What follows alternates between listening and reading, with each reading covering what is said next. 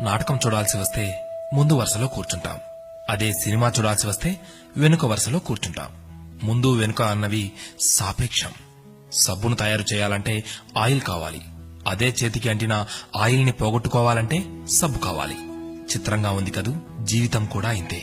సమస్య వచ్చి పడింది, జీవితం అయిపోయింది అనుకోకూడదు. దానిని ఓ మలుపుగా భావించాలి.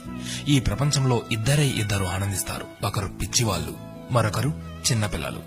గమ్యాన్ని చేరుకోవాలంటే పిచ్చితనం కావాలి. చేరుకున్న గమ్యాన్ని ఆనందించాలంటే చిన్నపిల్లలైపోవాలి. తాళంతో పాటే తాళం చెవి కూడా తయారు చేయబడుతుంది.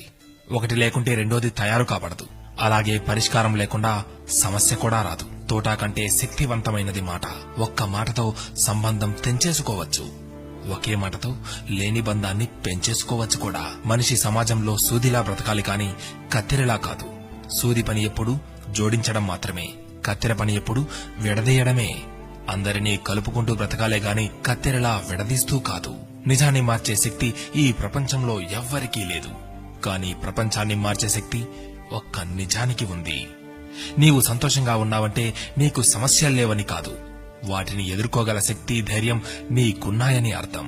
స్నేహితుడిని నీ దుఃఖ సమయంలోనూ, యోధుడిని యుద్ధంలోనూ, భార్యను పేదరికంలోనూ, గొప్ప వ్యక్తిని అతని వినయంలోనూ పరీక్షించాలి. చేసిన తప్పుకు క్షమాపణ అడిగిన వాడు ధైర్యవంతుడు. ఎదుటి వారి తప్పును క్షమించగలిగిన వాడు బలవంతుడు.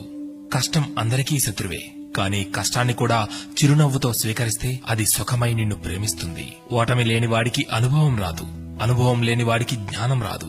గెలిచినప్పుడు గెలుపును స్వీకరించు, ఓడినప్పుడు